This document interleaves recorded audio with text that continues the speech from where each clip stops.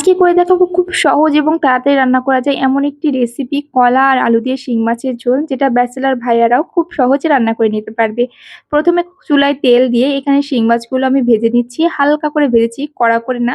এবার এই একই তেলে ভেজে নিলাম আলুগুলো আমি হালকা করে ভেজে নিলাম। আলুটা ভেজে নিলে কিন্তু খেতে দারুণ লাগে।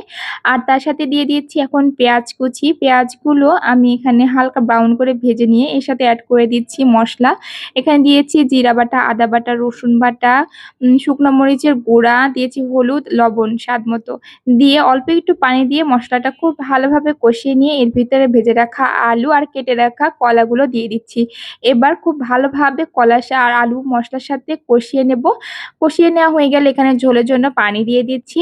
যতটুকু ঝোল রাখবো, আমি পাতলা করে রাখবো, তাই সেই অনুযায়ী একটু বেশি পানি দিয়ে দিয়েছি।